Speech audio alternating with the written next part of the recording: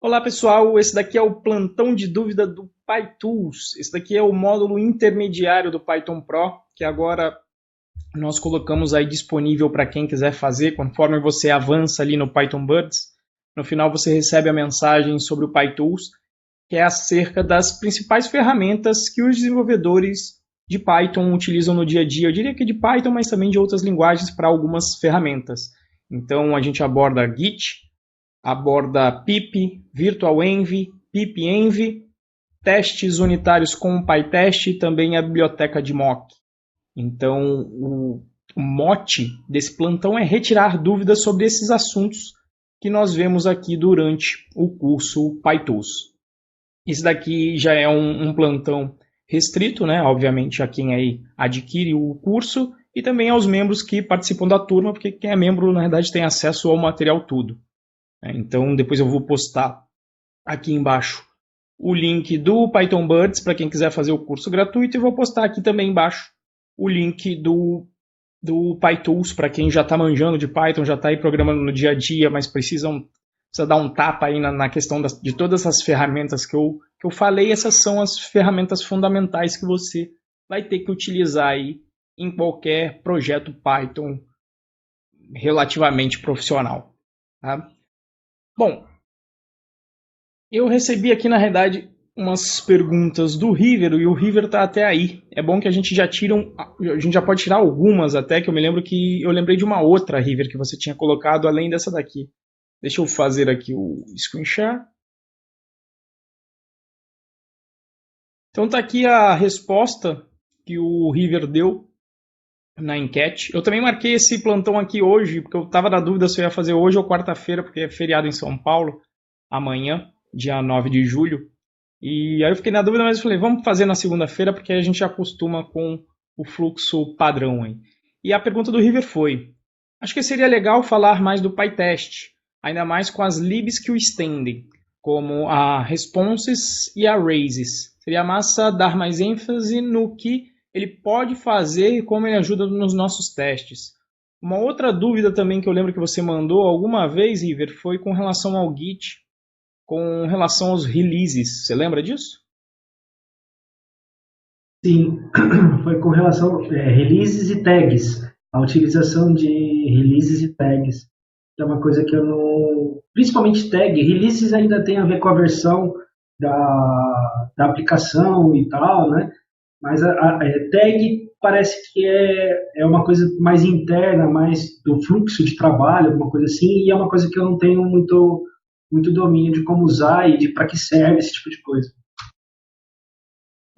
Ok, então isso aí, essa parte de versionamento também tem a ver com PyTools, porque lá nós, quando nós utilizamos e usamos o pip, nós instalamos pacotes do PyPI e nós vamos além, né? Nós também criamos o nosso pacote para ser instalado lá no PyPI também.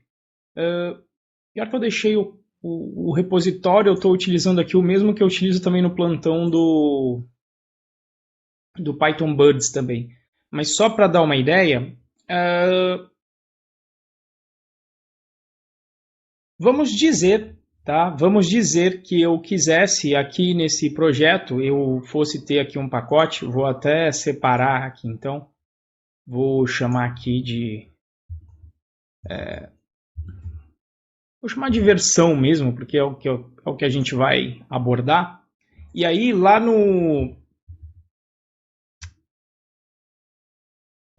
no módulo PyTools a gente faz a postagem de um projeto em que nós colocamos a versão aqui nesse Dunder Version. Você lembra disso? Ah, lembro sim. Tá? Uma coisa interessante é o que são esses números, né? Qual que é a semântica desses números? Em geral, o versionamento de software tem 3 números e a semântica deles variam, mas eu gosto de usar a definição das versões do chamado Apache. Apache Version, acho que é Apache Semantic Version. Acho que já tinha até aparecido, né? Olha lá, Version Guidelines. Tipos, uma interface externa, protegida, privada. Ah, tá aqui, ó. Então, qual que é a ideia? Imagine que nós começamos a desenvolver aqui esse projeto chamado Versão, e no início nós nunca temos muita certeza sobre o que a gente vai fazer dentro do nosso projeto, né? Então é o que às vezes nós chamamos de fase alfa ou até a fase beta. E, na realidade, primeiro a fase alfa, tá? Mas eu vou colocar aqui como alfa ou beta também. O beta é quando você já evoluiu ali nos seus testes da fase alfa e aí você passa para a fase beta em que você está procurando a estabilidade do teu código, né? E aí vamos supor que você tem aqui a sua super biblioteca, e aí você tem lá uma função qualquer, def, e você definiu que essa função aí vai fazer alguma coisa, não interessa muito o que ela faz agora, tá? Vamos dizer aí que eu print executando f, tá? E quando nós estamos nessa fase, digamos que eu terminei essa minha primeira versão da biblioteca, e quando nós estamos nessa fase de teste, nós costumamos colocar a versão, né? E a versão ela costuma ter 3 números de versão de software, tá? Em geral ela pode ser assim, às vezes você encontra, né? 1.2, 1.2.5 e às vezes tem até um número grande que vai aqui, tá? Em alguns sistemas, mas eu vou explicar só o... Eu até posso falar do número grande depois, se vocês me lembrarem. E aqui, como que chama o nome dessas versões, né? Você tem esse primeiro número, é o que se chama de número major da versão, o número maior e importante da versão. Esse segundo aqui do meio, ele é chamado de minor. Eu vou até voltar aqui, olha lá, major, release, minor, release, ele chamou de point release, olha lá, e ainda tem os betas também, tá? Mas esses points, o pessoal costuma chamar também de patch releases, tá? Qual que é a lógica do versionamento semântico? Então, no início você está em beta. Então, quando você está em beta ou em alfa, você está dizendo o seguinte para os usuários da sua biblioteca. Olha, eu ainda estou testando essa API. Então, pode ser que eu altere aqui o nome das funções. Então, é esperado que se eu estou utilizando a versão 0.8, possivelmente se eu incrementar para qualquer outra versão 0.9, 0.10, 11, 12 ou qualquer que seja a versão, pode ter a chamada quebra de compatibilidade. E é exatamente com essa compatibilidade que a gente trata o versionamento semântico. Então, quando eu estou na fase beta, eu posso quebrar tranquilamente de uma versão para outra, porque é a natureza do beta. Tá claro que num alfa ou num beta eu ainda estou numa fase de testes em que eu estou tentando estabilizar a minha biblioteca. Tá? Então vamos supor que eu estivesse aqui na versão 0.1 e aí essa versão eu postaria lá no PyPI e quando alguém fizesse pip install 0.1 eu sei que eu vou instalar a versão beta desta minha biblioteca aqui. Ia falar alguma coisa aí, River? É por isso que houve todo um burburinho no lançamento da versão 1.0 do Flask. Ele ficou um bom tempo na versão 0. alguma coisa, acho que foi até 0.12, se não me engano, e parece que eu não entendia por que isso não passava confiança para o pessoal que estava usando, mas era porque dava a impressão de que ele era um beta e que podia ter essa quebra de compatibilidade a qualquer momento, né? Exatamente. Eu não sei exatamente. Você, obviamente, que você tem que verificar a semântica do versionamento do seu projeto, porque pode ser que se usem semânticas distintas. Mas o Flask passou nessa fase beta foi um bom tempo. Não sei se foi coisa de, 6 anos. Ele passou um bom tempo nessa fase beta. Mas eu não tenho certeza se o Flask segue efetivamente essa definição de versão semântica da Apache, tá? Que é o que eu vou mostrar aqui e é o que eu utilizo nos meus projetos. Essa fórmula que ela me guia para eu fazer o meu software, beleza? O vídeo do Bruno Rocha, o vídeo do Bruno Rocha sobre a versão, o lançamento da versão 1.0 do Flask, fala dessa questão, fala do tempo que ele passou de uma certa falta de confiança pelo fato de ele não ter a versão 1.0. Né? E acredito que dá justamente por conta disso que você está falando para a gente agora. Isso, e aí é até interessante que a próxima turma vai ser a turma de nome Bruno Rocha, né? E aí ele vai estar com a gente para poder falar até um pouco sobre isso também, né? Possivelmente para novembro aí, spoilers da próxima turma. Provavelmente para novembro ainda vamos avisar aí o pessoal que está na lista de e-mail. Mas beleza, então estou na 0.1 aqui. E aí o que acontece? Eu postaria isso no PyPI, mas em geral, aí o que eu faço lá no comunzão do Git, né? Vou lá e falo o que eu fiz, né? Então, lançamento da versão 0.1 da lib, como é que eu chamei lá? Versão. Né? Então eu comitaria isso aqui.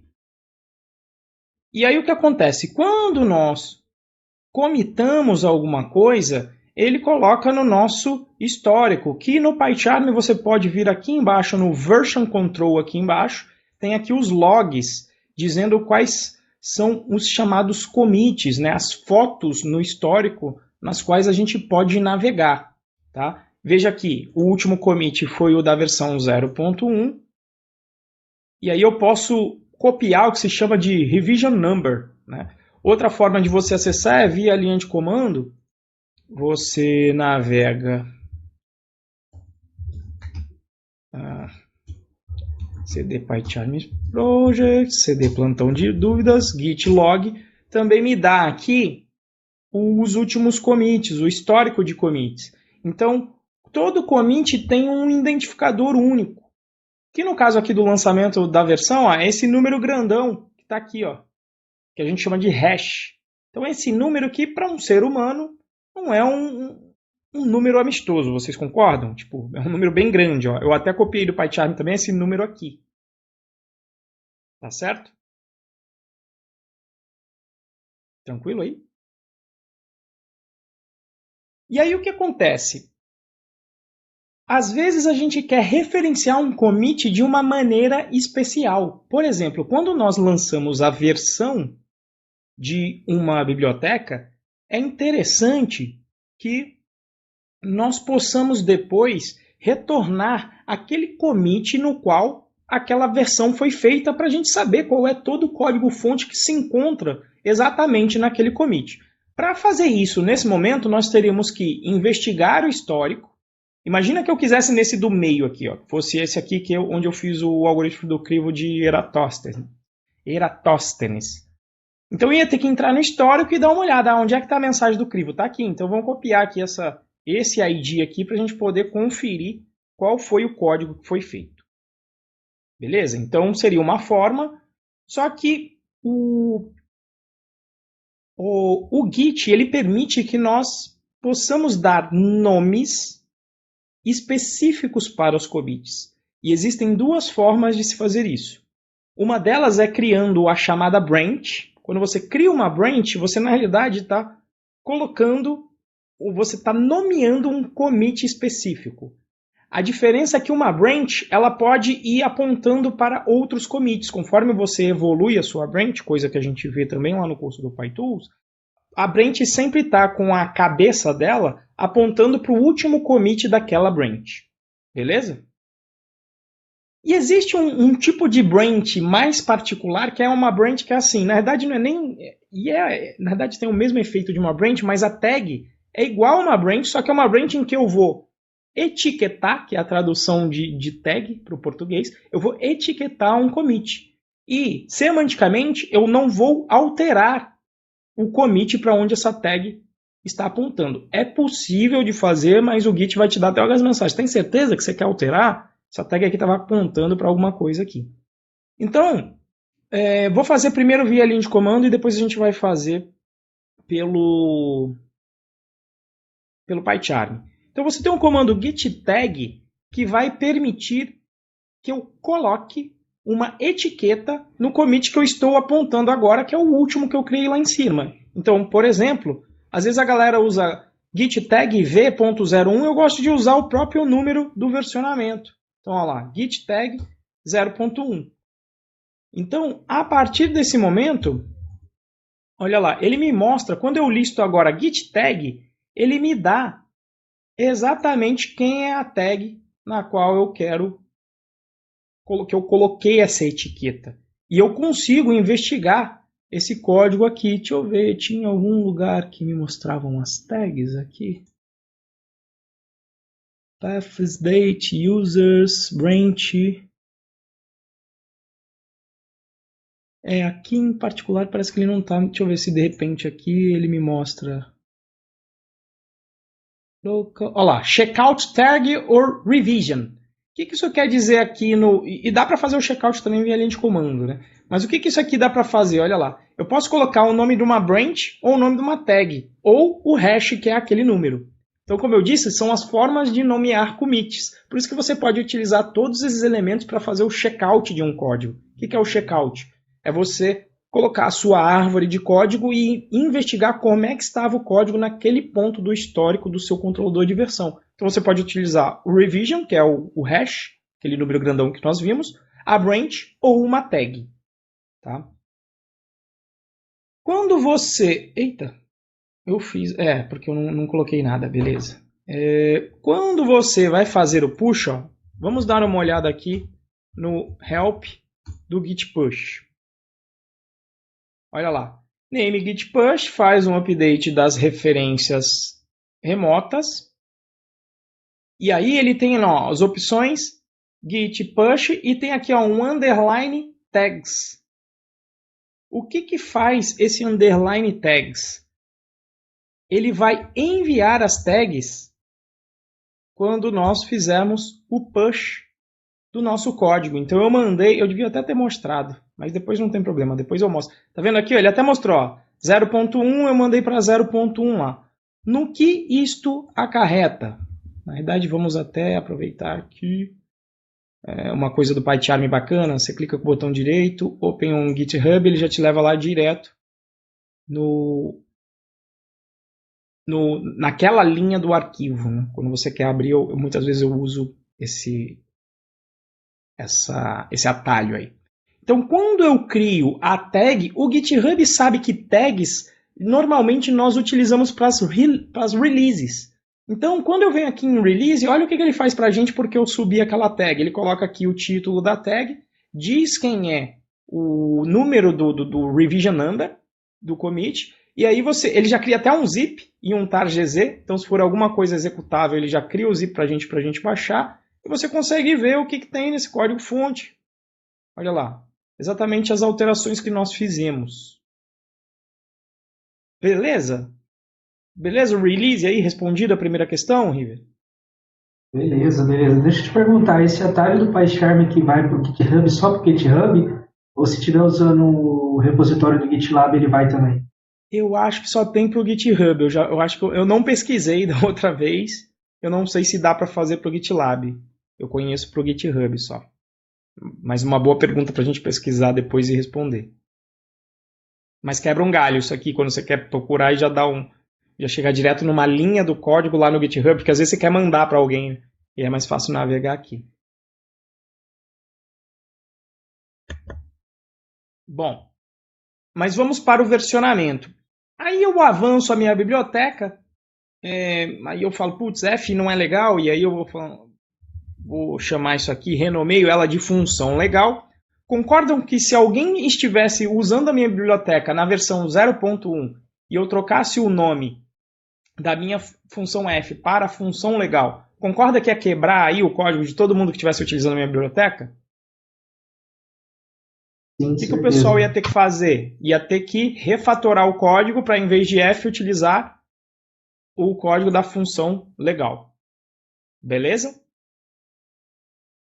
Bom, mas aqui eu estou na versão beta, né? Então isso é esperado quebrar. Eu ia avisar no release notes, eu ia avisar. Então eu vou supor aqui, eu vou até colocar mais commits para mostrar que não precisa ser um release por cada versão. Então, trocada nome, trocado o nome da função f para legal. Eu vou comitar, e aí aqui, em vez de executando f, ó, eu vou até trocar para a função legal e vou colocar outro commit. Alterada execução da função legal. Então, vamos supor que nesse momento... aí eu ainda teria esquecido de alguma coisa. Vamos supor que nesse momento eu cheguei na versão 1.0, que é a versão estável, a primeira versão estável da minha biblioteca. Então, na verdade, eu ia ter que colocá-la aqui para 1.0. Então, versão Major 1.0. Essa daqui é a primeira versão que vai ser, por isso que é a 1.0. Então, essa vai ser a minha primeira versão estável. Então, o que eu vou fazer? Ó? Vou comitar aqui o meu código. Em inglês eles chamam bump da versão. Quando você vê isso, é bump ou pump? Agora eu estou na dúvida, acho que é bump. Eu acho que é bump. Que é para você subir a versão, né? Então, bump da versão 0.1 para 1.0. Primeira versão estável. Vou comitar. O que eu teria que fazer se eu quero colocar um release para deixar lá bonitinho? Uma tag. Então, vamos criar uma tag agora pelo PyCharm para mostrar que dá, né? Então, você vem aqui, ó, clica com o botão direito no projeto, Git, Repository, aí tem aqui tag, aí eu ia colocar aqui, ó, 1.0, dá para colocar até aqui a informação de commit, se eu quisesse. Então, vou criar a tag, e aí, só para mostrar, porque da outra vez eu simplesmente fiz o commit e apareceu lá o release, né? Ó, vamos aqui no release, veja que só existe um, que é aquele do 0.1 que eu tinha criado. Vamos voltar aqui então, vou comitar então o meu código. Na verdade já comitei, só quero fazer o push, então git repository push com um detalhe, ó. Aqui tem esse checkbox que é push all tags, ou você pode mandar só algumas também, tá? Olha lá. All ou current branch. Mas vou deixar o all aí. O que ele vai fazer? Ele vai fazer o push passando aquela versão lá do 1.0 para mim. Então o que eu vou fazer? Vou clicar aqui no push para ele mudar, para ele mandar as minhas alterações e vai mandar também as tags. Basicamente ele roda aquele comando por trás dos panos que nós acabamos de rodar via linha de comando. Vou atualizar aqui a página. Veja aqui que está exatamente a versão 1.0 com a última mudança lá que eu fiz, que foi fazer o bump da versão para 1.0. Beleza? Tranquilo aí?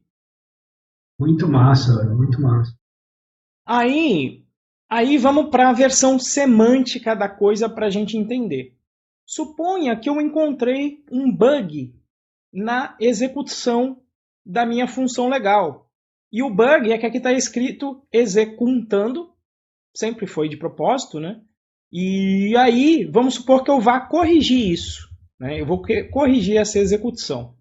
Vamos até fazer o seguinte, ó. Eu vou colocar essa versão, mas eu vou colocar assim, como se fosse alguém usando a nossa biblioteca. Eu vou colocar uma main aqui, emulando como se fosse alguém que tivesse instalado e estivesse utilizando a nossa função, tá? Só para isso.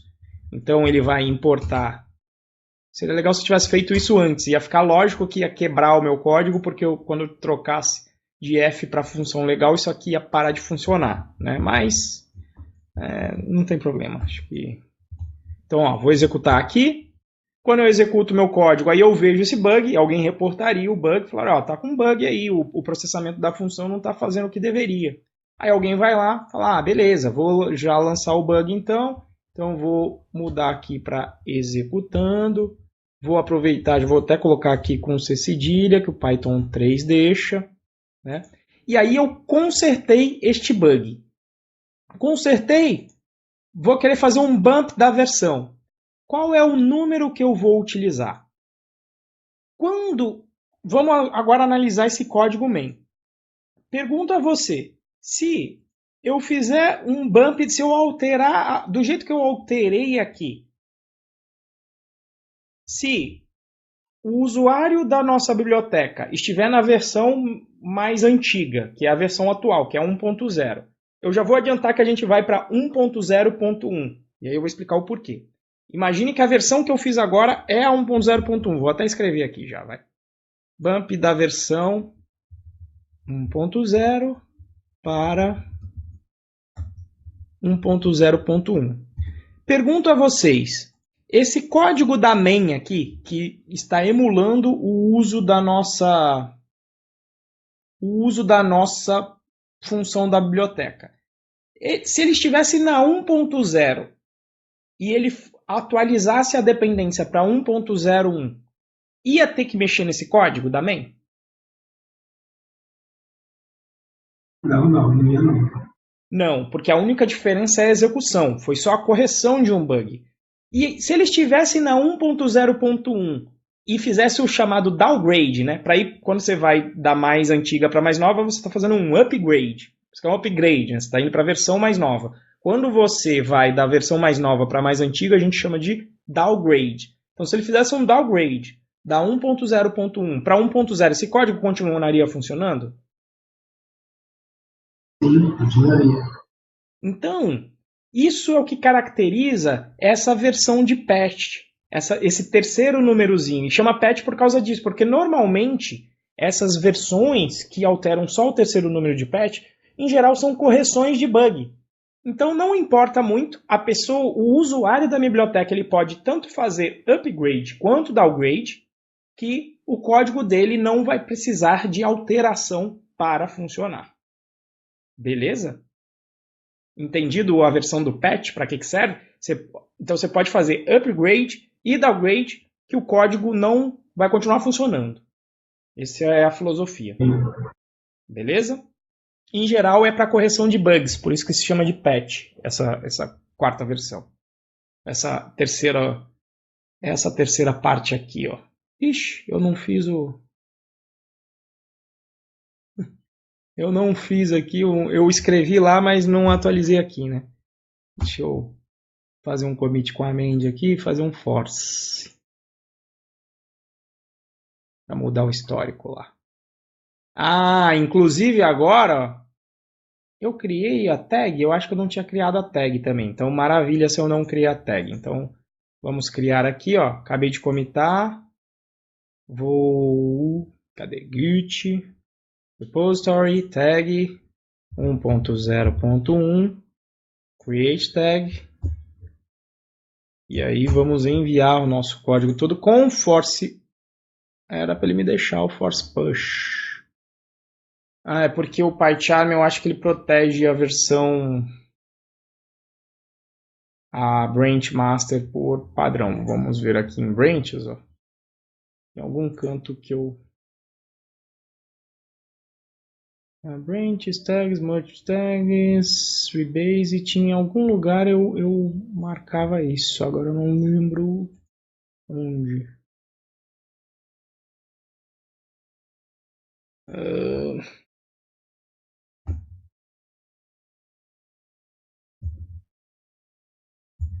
Deixa eu ver se eu acho isso aqui para ele não proteger. Deixa eu ver aqui. Git. Cherpick. Ah lá, Protected Branches. Por isso que ele não está deixando eu fazer um force. Então eu vou tirar daqui. Tá? Vim aqui ó, em Git. Na parte de Preference. Vou dar um Apply. Ok.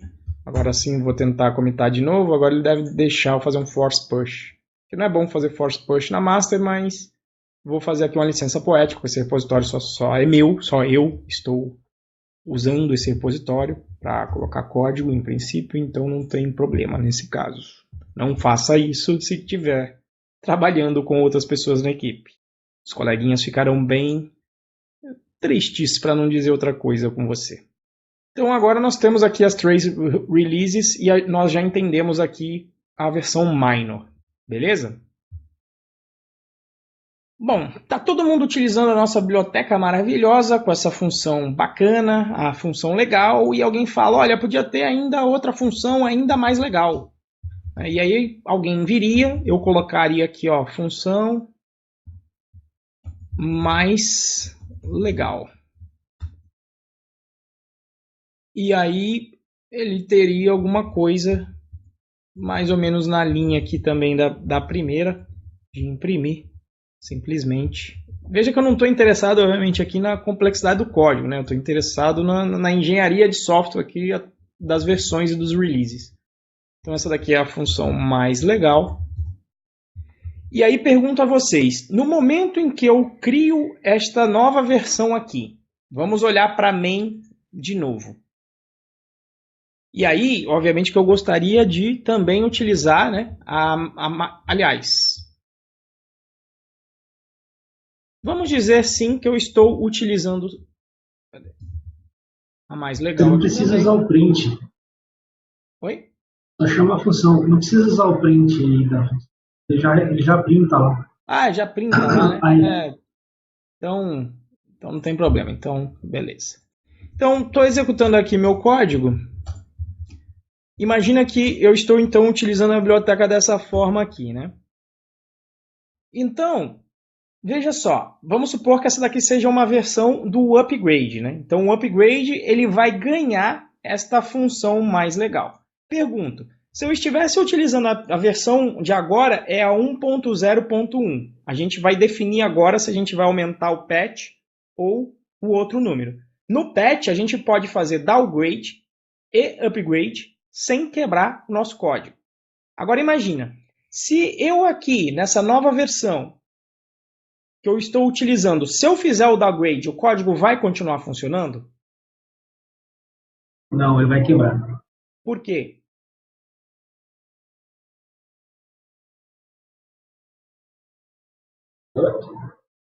Porque quando você fizer o downgrade, ele perde a função mais legal.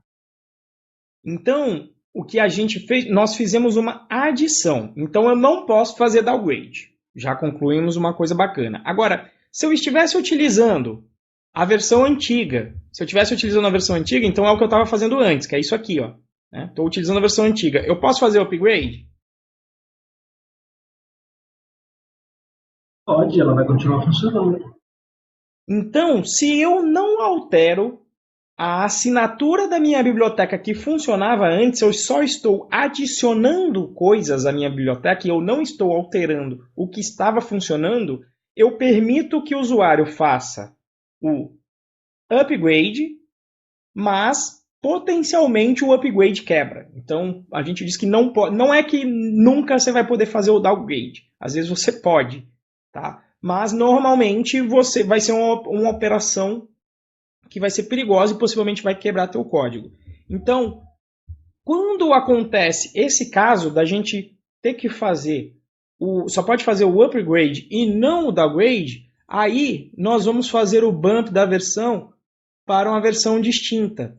Vai ser o bump na função, na parte que a gente chama de minor aqui, ó. Então aí a gente vai para 1.1 e não para 1.02, porque se fosse a 0.2 a gente poderia fazer downgrade para 1.01. E a gente não pode nessa versão aqui, de acordo com o que nós vimos. Então nós vamos incrementar a parte da versão minor da versão da nossa biblioteca. Beleza? Beleza. No caso, se eu fizer um upgrade da função e não utilizar o que é de novo na função, eu posso fazer o downgrade. Mas se eu fizer o upgrade e utilizar o que é de novo da nova versão, se eu fizer o downgrade, quebra meu código. Por isso o downgrade é perigoso. Exatamente. Então vou colocar aqui um tag que vai ser a 1.1. Vou criar a minha tag. Criei na errado, eu tinha que ter comitado antes. Versão da 1.01 para a 1.1. Vou comitar. Vamos até ver, eu quero ver a mensagem que ele vai dar agora, porque eu vou tentar utilizar a mesma tag. Ou tem um git tag. Eu acho que deve ter um RM. Eu quero retirar 1.1 porque eu coloquei a etiqueta no lugar errado, né? Ué, não é RM? Git tag help. Agora eu não sei se é traço. Create list delete. Cadê o delete? Deve ser esse "-d" aqui, né? Deve ser o "-d". Então, git "-d 1.1. Olha lá. Deletei a tag. O que eu fiz? Simplesmente eu tirei a etiqueta 1.1 do commit que começa com esse número aqui. Tá? Para que eu fiz isso? Para poder agora... Isso, porque eu fiz errado, né? Opa, diga. Não, é que quando você fez o git tag rm 1.1, ele criou a tag rm também, ó. Você pode dar um git tag -drm. Então, maravilha. Opa, git tag, né? Então, beleza. Faz sentido, né? Por isso que eu não podia usar qualquer comando, senão eu não ia poder utilizar o nome do comando aqui. Faz sentido ser o traço dele. Então, feito isso, vamos mandar aqui. Agora não é force, porque eu não fiz amend nem nada. Então, um push normal. Vamos atualizar aqui. Tem que aparecer a nossa versão 1.1. Beleza? E aí, a Major, na versão Major, o que nós fazemos, né? Quando é a mudança na versão Major é porque, sei lá, vai ser uma repaginada geral, entendeu? Sei lá, eu vou trocar aqui de função para legal, vou colocar aqui um parâmetro C igual a 0. Às vezes pode até manter alguma coisa comum, por exemplo, isso aqui. Mas agora aqui mudou completamente, né? Mudou completamente a assinatura do que funcionava antes. Então agora, quem fez, por exemplo, se eu troquei aqui para função legal nesse caso aqui, quem está utilizando a 1.1 poderia utilizar essa nova versão sem quebrar? Poderia fazer o upgrade? Não, senão o código vai quebrar. Isso. E poderia fazer o downgrade?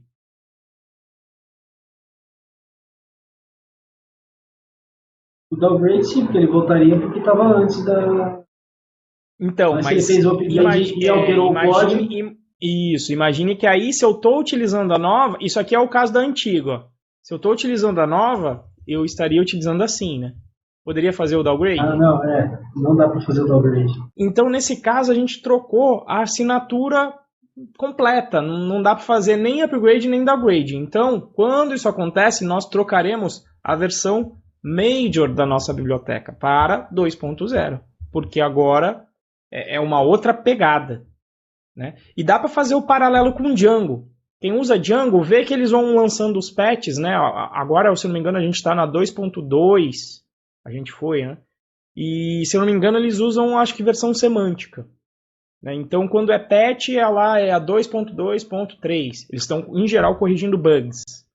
Né? Quando você tem a na minor, em geral, é a adição de alguma coisa que eles fizeram. A adição de alguma coisa, ou seja, o antigo continuava funcionando. E quando é a major, é uma mudança mais profunda. Por exemplo, qual é uma mudança profunda que teve do Django 1, qualquer coisa, 1x a gente chama quando a gente não interessa qual é a major, das 1x para 2x, o que mudou?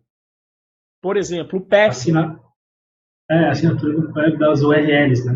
Isso, o pessoal utilizou, agora colocaram uma assinatura de path mais amistoso, que é mais parecida com a do Flask, sem ter aquelas regex que tinham na versão 1.0. E utilizaram o mesmo nome, que é o path, né?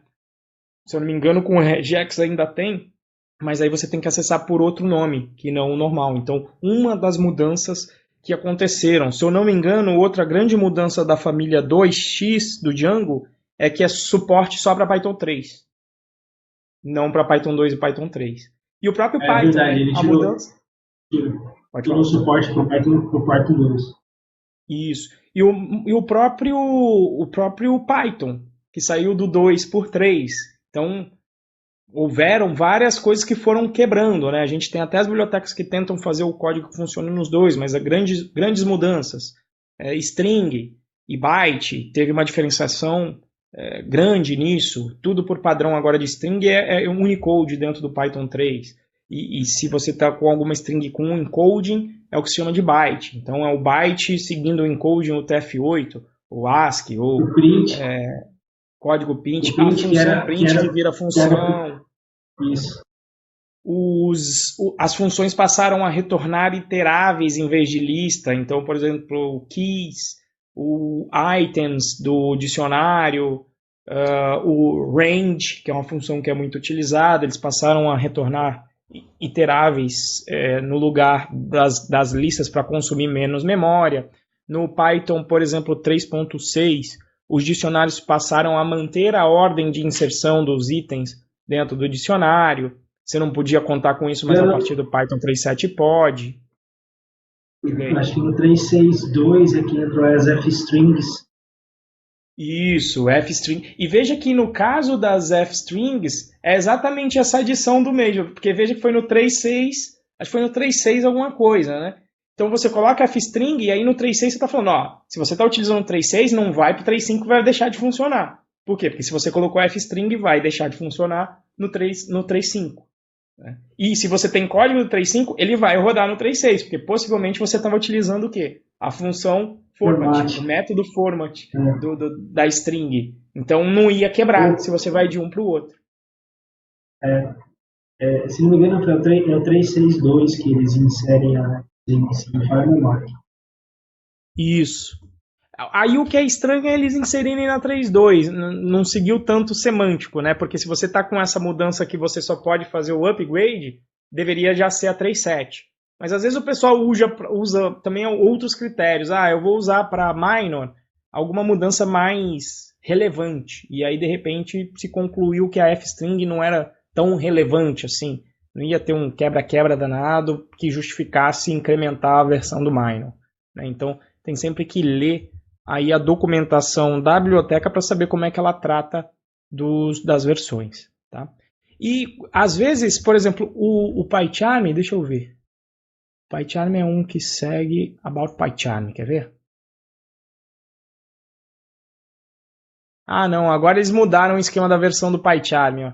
Agora eles colocam assim, ó, 2019.1.2. Mas antigamente eles utilizavam versão semântica. Agora eles estão colocando versão de acordo com o ano e qual mês que eles estão fazendo os releases. Mas antigamente... O PyCharm é estranho, mas assim, desculpa te cortar. Mas o que eu entendi do versionamento do PyCharm é que você tem o ano, Isso. O número 1 ali, se não me engano, está referido ao semestre, e o 2 é o número de patches que ocorreram. Então, assim, foi lançado 2019 e já lançaram duas correções, ou duas atualizações para ele.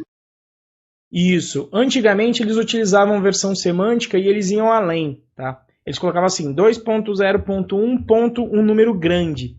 O número grande era qual era o commit, quantos commits já passaram até chegar nessa versão. Então era um número grande porque tem um número de commits que ia dentro do próprio PyCharm. Então era um número grande, sei lá quantos commits tem, mas era um número grande. Antigamente ele fazia isso. Então, quando você tem o quarto, em geral é o número de commits. Qual é? É o, sei lá, milésimo commit do projeto é o dessa versão 2.0.1. Tá? Mas não é tão comum. Eu não sei se é o PyCharm que eu já vi isso, mas assim, tem uns que fazem assim, por exemplo, 2.0.1, aí dá um espacinho entre parênteses na frente, build e o número da build. Isso, exatamente, é o número da build. É isso mesmo. Beleza? Bom, eu vou voltar aqui, deixa eu fazer até pela linha de comando que é mais fácil, git tag 2.0 e aqui vou mandar tudo para lá. Tranquilo? Questão de versão release, River? Clareou aí? Clareou sim. Deixa eu ver aqui só se ele atualizou para 2.0 também. E a ideia é essa, né? E como o PyPI ele instala de zip, inclusive, quando você faz esse release dentro de um projeto seu, você poderia apontar aqui para o GitHub para ele instalar direto essa versão que está aqui, direto com esse link aqui do zip. Tem muita gente que faz isso. Tá? Bom, Certo.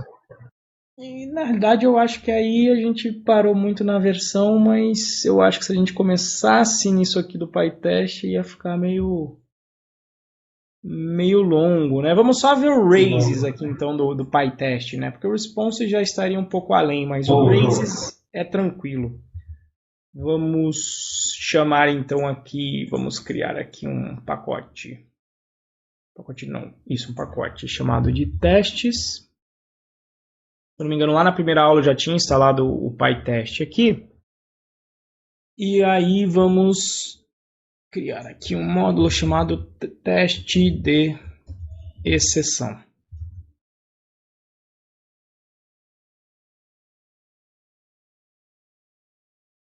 Então, vamos lá, né? Então, a motivação disso aqui é querer testar, então, como no próprio nome diz, é testar a exceção. Então, qual que é a ideia aqui? Vamos supor que eu tenho uma função f que eu vou executar, mas que eu quero que esta função, eu quero testar um caso específico, um caso em que ela jogue uma exceção específica. Vamos supor que a f vai fazer alguma operação com um número, ou vamos fazer assim, dobro é ruim, eu queria ver alguma... Acho que divisão com string não vai funcionar. Então, vamos supor que seja divisão, tá? Então, divisão, vou passar um número, vou passar o numerador, o denominador, 0. Então, o esperado é que isso aqui dê ruim, né? Uma divisão de 2 por 0, tá?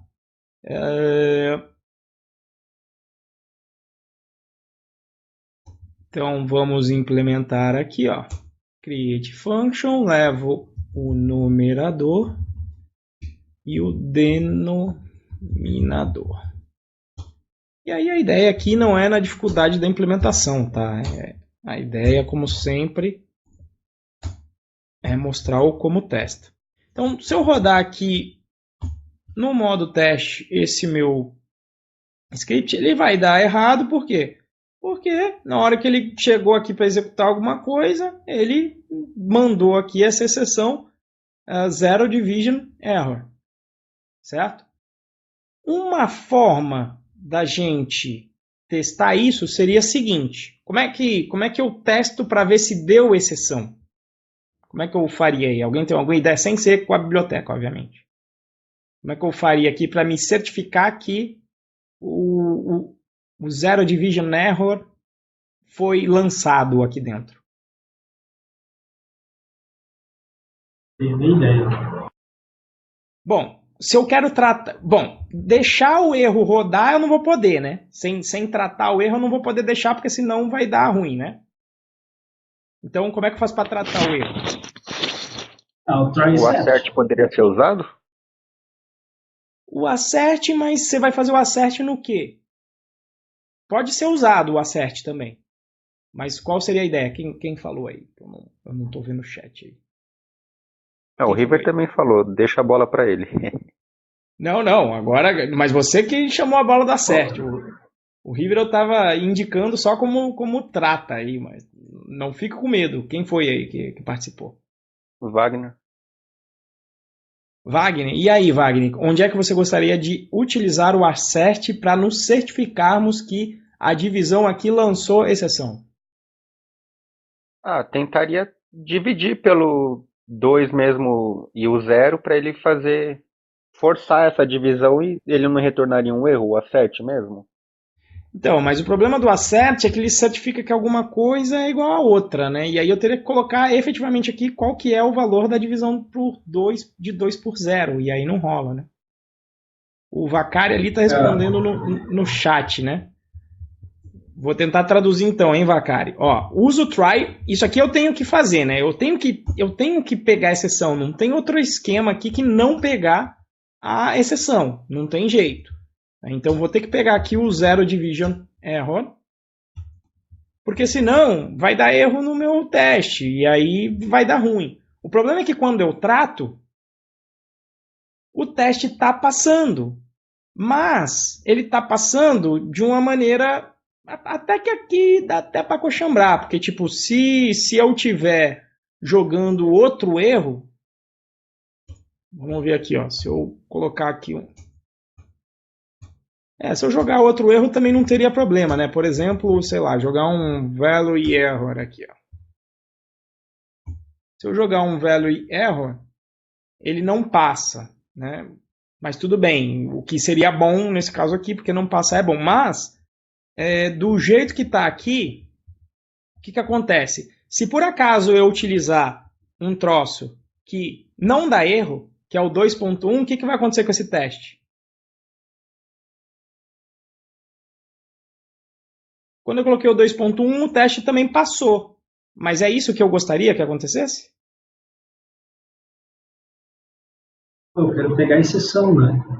Sim, se ele não jogar a exceção, é uma falha no meu teste, né? Porque eu quero saber se isso aqui foi jogado. E como é que então eu apresentaria que ele deu ou deu certo? Deu certo, ou se jogou outra exceção que não a zero division error, é uma falha.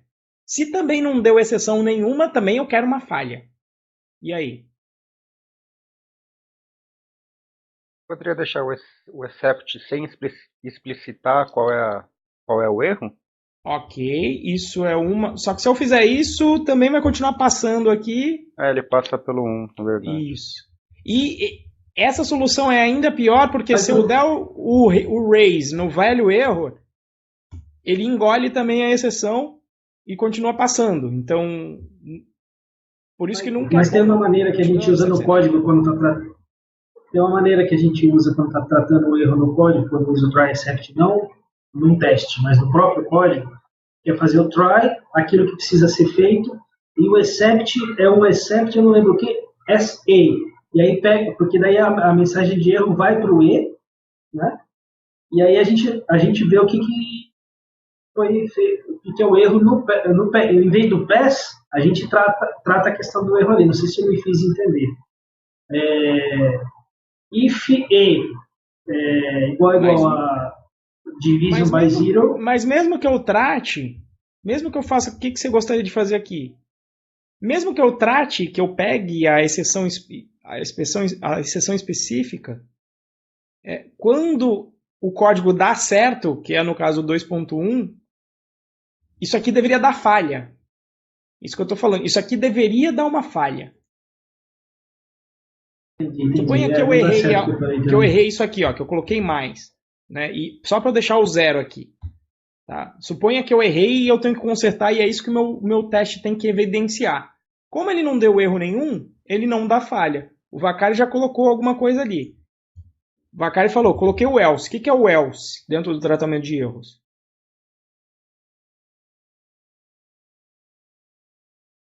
O else é como no if, né? Se não isso, então aquilo.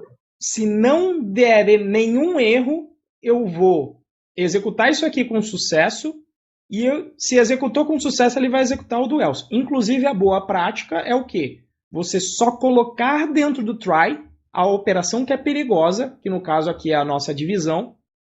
Por exemplo, aqui, resultado. E aí, se esse resultado aí deu certo, você poderia fazer a conta que você quisesse aqui com o resultado. Tá? Agora, mas o que a gente quer aqui no fim do dia é, se chegou no else, é porque tá ruim, eu tenho que falhar esse teste, não é isso? Porque não deu o erro esperado, que era o zero division error. Concordam? Sim, concordo. E aí, como é que eu faço para dar falha?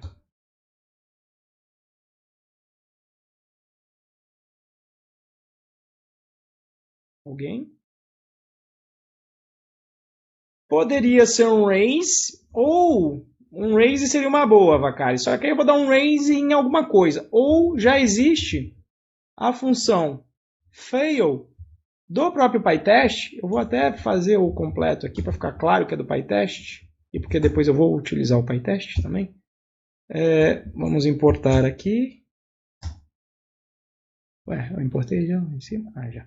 Então, você coloca assim, fail e só coloca a mensagem. Deveria ter lançado... Opa, deu ruim. Oh, caceta, lançado 0 division erro. Então, se eu rodo isso aqui, olha, opa. Ah, aí tá certo, né? Ó, não dá falha e deu ruim aqui. Então tá certo. Tinha que dar falha. Quando a função não dá erro, isso não é esperado. Né? Então, eu vou trocar agora para divisão. Vamos rodar. Maravilha, passou. E a mesma coisa, a gente poderia ser return não. Se eu desse um raise num value error, por exemplo,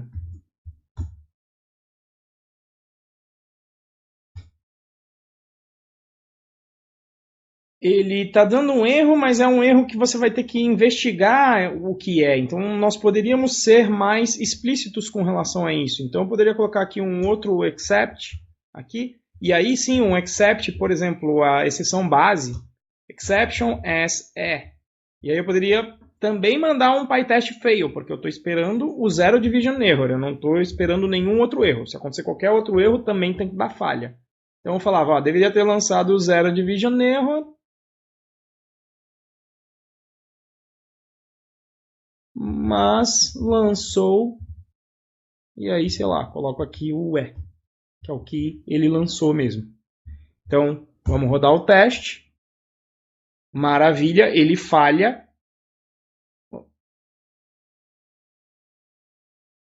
Ué, eu acho que tem ainda o velho error não herda. Ué, herda de exception, por que não pegou?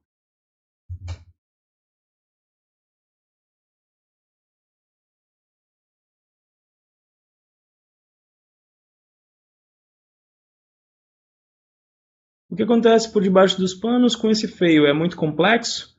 Não, é só o PyTest lançando uma exceção, mas que ele conhece e ele deixa explícito o que está acontecendo. Esse fail, ele só lança uma exceção própria do PyTest e aí fica mais claro, fica mais explícito o que está acontecendo aqui. Agora o estranho é ele não ter pego para mim. O value error herda de exception. Por que eu não peguei? Eu não sei.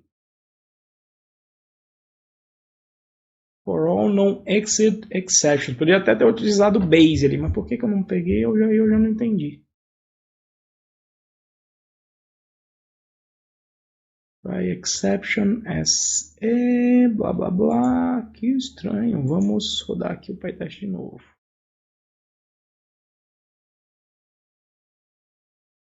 Que merda que deu aqui. Raise value error. É engraçado que era pra ele ter parado aqui. Por que ele não parou aqui no meu...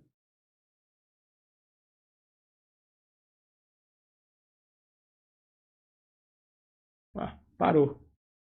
Por que ele não imprimiu... Eu esperava que no console ele fosse ser mais bonitinho, dizendo o que ele fez. Apesar que eu acho... fica lá no final, lá. Failed. Então, o que o PyTest fail faz é que ele fala que é uma falha. Porque se você der uma exceção... Quer ver? Ó? Eu vou comentar aqui. Quando você dá uma exceção, você vai... Deixa eu ver se vai dar um error. Em geral é para ele dar um error nesse caso. Lá. Não é tão claro o que está acontecendo. Você vai ter que dar uma investigada no código para ver o que está acontecendo lá. É só um velho erro. Se vira aí e vê o que ele tem que fazer. Agora, quando você coloca assim, ele fica mais claro do que ele tem que fazer. Ele está falando, ó, você lançou uma exceção e deveria lançar outra. Então, são todos esses casos. Ó. Voltei para a divisão, vou rodar o código. E aí, beleza, estou aqui. Tá? Concorda que então isso tudo aqui seria uma receita para você conseguir testar erros. Coloque o código dentro de um try, não precisa fazer nada com a exceção que você está esperando, coloque aí num pass, Trate todas as outras exceções que porventura sejam lançadas, dê uma mensagem condizente, e se o código também não der nenhum erro, fale esse teste aqui. Então a gente teria essa receita para testar erros. Concordam? Sim, concordo. Se é uma receita, provavelmente alguém já escreveu para a gente. Se não tivesse escrito, a gente podia fazer. Mas no caso, essa receita existe. Que é o seguinte: em vez de fazer tudo isso, nós faremos o seguinte: vamos utilizar um gerenciador de contexto do próprio PyTest, que ele funciona assim, ó. Certifique-se que o que estiver dentro desse gerenciador de contexto vai ter que lançar o erro Zero Division Error. Se não lançar, dê ruim. E aí o código fica bem melhor, né? Do que escrever aquela receita toda. Olha efeito, então. Mas daria pra gente escrever praticamente isso aqui, né? Porque ele tá pegando o tipo e tá testando lá pra gente. Tá fazendo o try e tá vendo o tipo pra ver se bate com esse cara aqui, ó. Vamos rodar pra ver se ele... Não precisava debugar. Só rodar. Olha lá, passou, né? Então está lançando o erro. Vamos fazer os mesmos testes que nós fizemos. Ó. Sem dar erro, vamos executar. Vamos ver qual é a mensagem que o PyTest vai dar. Olha lá. Você não lançou, né, o Zero Division Error. E eu esperava que você lançasse. Faz sentido. Então deu certo. E o outro caso foi quando nós demos um raise numa outra exceção, nesse caso aqui o value error. Vamos ver a mensagem do PyTest. Olha lá, aquela mesma. Ó. Deu um value error aí. Eu esperava que fosse lançada outro tipo de exceção. Olha lá, session failed. Tá? E aí a gente consertaria isso aqui. Consertando, ela funciona.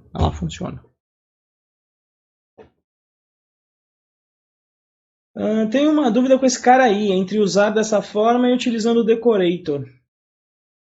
Rapaz, não deu. Eu vou dizer que o decorator eu acho que é quando você tem. Você só tem a divisão aqui, ó. Vou copiar aqui o código do Vacari. Isso aqui, né? E aí eu coloco sem o gerenciador de contexto. Olha lá, também... Opa! Não era para ter funcionado, né? Acho que isso aí não funciona não, rapaz. Porque tá com mais aqui em cima. Não deveria ter passado.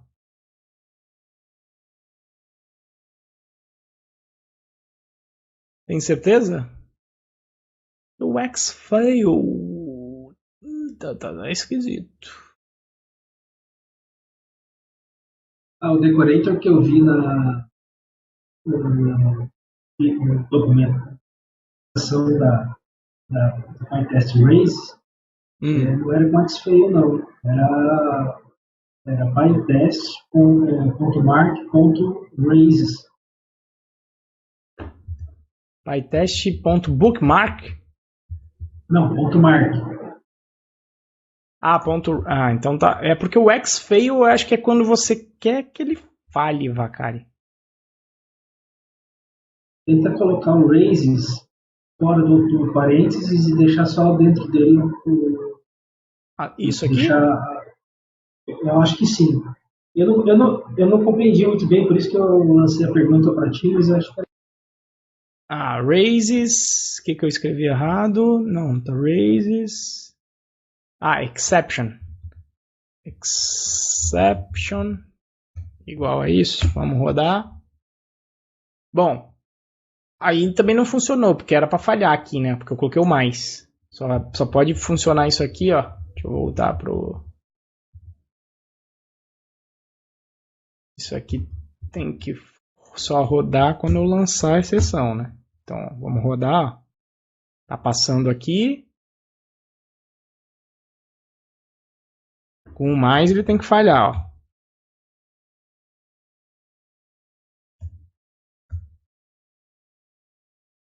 Olha lá, com mais ele tem que falhar. Deixa eu investigar aí, porque não foi com exception não. PyTest raises decorator.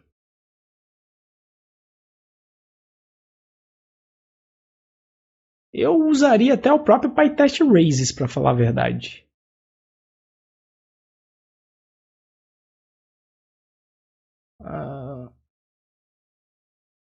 Achei O que PyTest. está na documentação aqui, ó. Ele tem uma documentação própria. Eu vou pôr o link no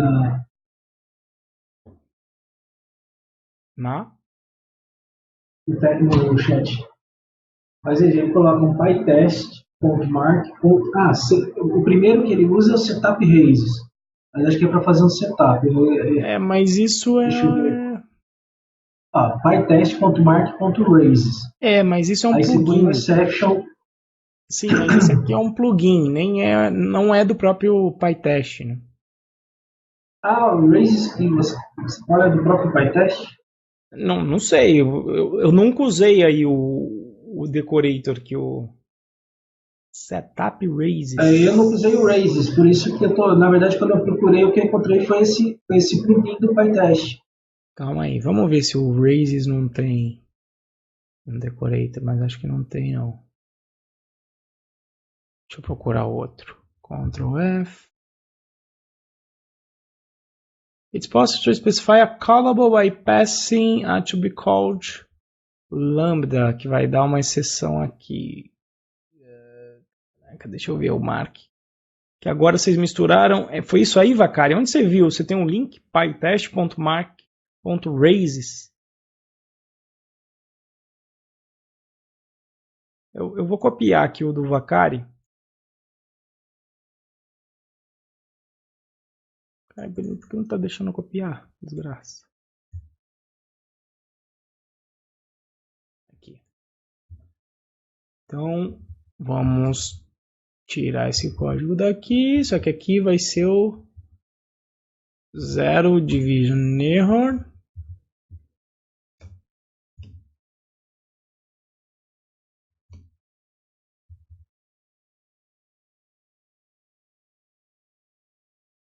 Vamos rodar. Tem que dar falha. E aí continua passando, Vacari. Se tiver isso no teu código, é bom dar uma olhada o que está acontecendo. Sei que aqui ele deveria ter falhado, e quando eu coloco a divisão mesmo, vamos ver. Aí ele está falhando quando tem a divisão. Então, não sei aí. Tem que ver se realmente é do próprio PyTest ou se instalou algum plugin para ele. Pode ser que tenha algum plugin aí no projeto. Mas, enfim, se ele tiver algum não, mas peraí. Eu também não sei se eu podia ter feito isso aqui, né? Eu não tinha. Não, mas não, agora deu. Namespace not. Eu que. Peraí. Não. Passou e não deveria ter passado nesse aqui. Aí tem que verificar aí o que está acontecendo, tá? Porque esse cara aqui não funcionou, não. Mas mesmo que tenha esse decorator, qual seria... Se a gente fosse fazer via decorator, você teria que ver se esse teste lança a exceção, todo o código que tivesse aqui dentro.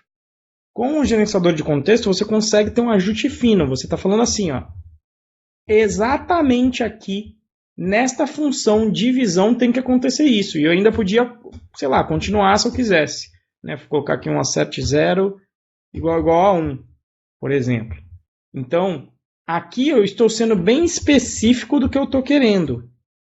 Que é, eu quero que aqui dê uma falha se não lançar exceção exatamente no código que está dentro do contexto do gerenciador de contexto. E se não der falha, beleza, continua executando, ele vem aqui e vai dar falha por conta da asserção que eu coloquei aqui de propósito, essa asserção aqui que sempre vai dar falha. E se você colocar o mais, obviamente que ele vai pegar o código aqui do divisão e vai falar que não lançou o erro esperado. Olha lá, did not raise. Beleza?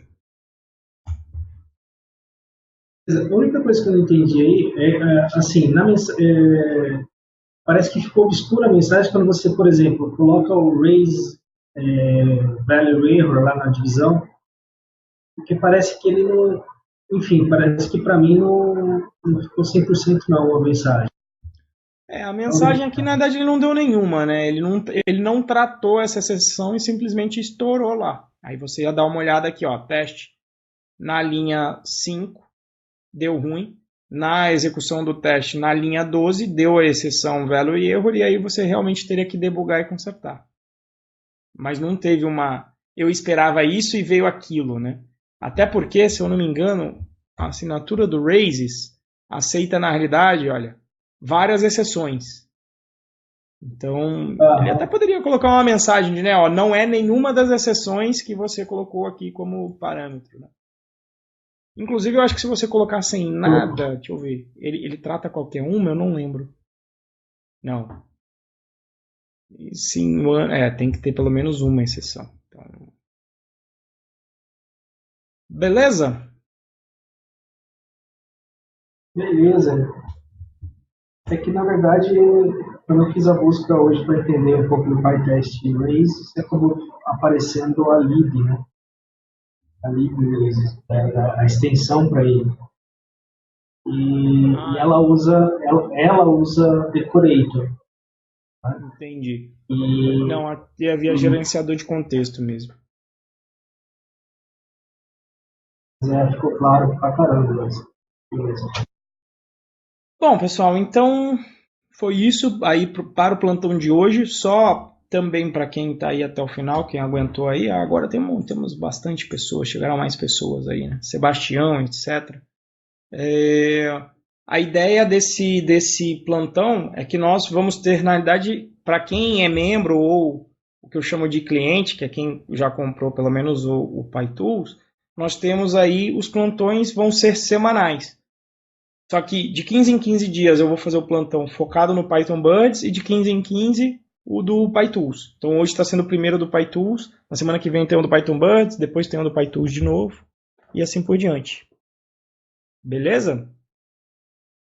E Sebastião, acho que você tinha mandado lá a dúvida para mim, é que aí em geral eu vou tirando a dúvida de quem está ao vivo ali na hora que a gente começa o plantão. Se você chegar aí na segunda-feira, daqui a 15 dias, daqui 2 semanas, aí a gente dá uma olhada lá na questão do Git, tá? Mas, se eu não me engano, a tua pergunta era só que quando a gente faz o clone, o que a gente baixa? A gente baixa o projeto como um todo, né? Vou copiar aqui e vou clonar esse cara. Então, vou até no meu histórico aqui que já tinha, ó.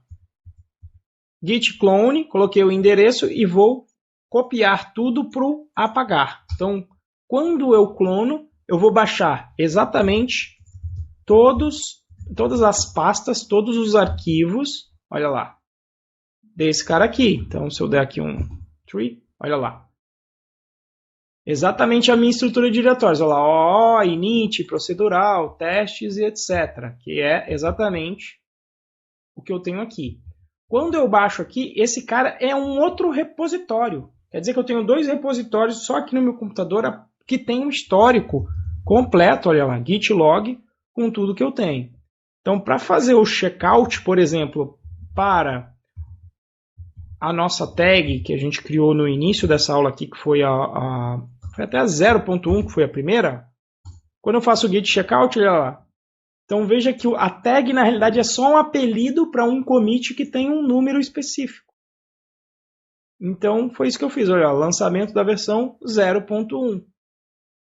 Então quando eu tenho uma branch, git checkout master. Master é só o apelido da etiqueta que sempre aponta para a cabeça do que está na branch master. Então se eu fizer o git log aqui, em particular estou aqui ó, no red, então quando eu faço o git master, eu estou indo para a cabeça dessa minha branch aqui, que é a master.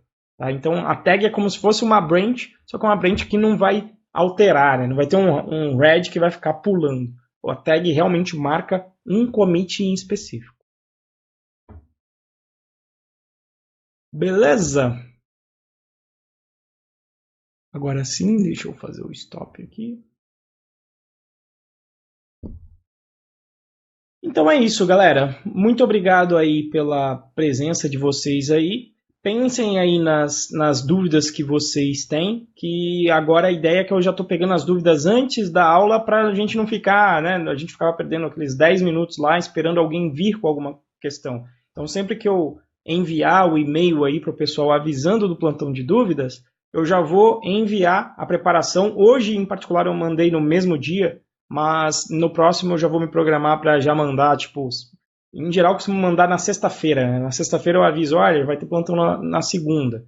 E aí, em geral, eu também mando o e-mail 30 minutos antes para relembrar dos links. Mas nesse e-mail de sexta-feira eu já vou enviar mandando pergunta. E se você responder o e-mail também agora já, desses plantões que eu envio, você fala, olha, tenho essa dúvida aqui, então eu vou mais ou menos ordenando ali as dúvidas, vou vendo, vou escolhendo ali as que são mais interessantes ou as que são possíveis da gente atender no plantão, para a gente não deixar ninguém com dúvida. Tá certo? Então é isso, grande abraço para você que conseguiu ver essa gravação aqui até agora. Se você quiser participar dos plantões, tem um plantão quinzenal do Python Birds. Isso pode participar qualquer pessoa que esteja inscrito no curso gratuito. Vou colocar o link do curso gratuito aqui embaixo, na descrição desse vídeo. E para a participação aqui dentro desse plantão que é mais específico sobre o PyTools, que aborda as ferramentas do dia a dia de um programador aí, então Git, pip, virtualenv, pipenv, mock, pytest, aí você já tem como ter acesso. Eu fiz lá uma promoção bacana, pelo menos no momento da gravação desse vídeo, o custo do curso lá está R$ 99,99. Possivelmente, por enquanto, está esse preço, a gente ainda está brincando com o preço ainda, possivelmente isso aí vai aumentar, a gente está com o plano aí de dar uma pequena aumentada aí, na realidade a gente está pensando em fazer R$ 99,99 à vista, ou 12 de R$ 9,99, porque aí às vezes tem galera que não consegue ter acesso mesmo com os 99 à vista, e a gente vai fazer 12 de R$ 9,99. Beleza? Então é isso aí, galera. Grande abraço, boa noite aí para todo mundo. Até mais.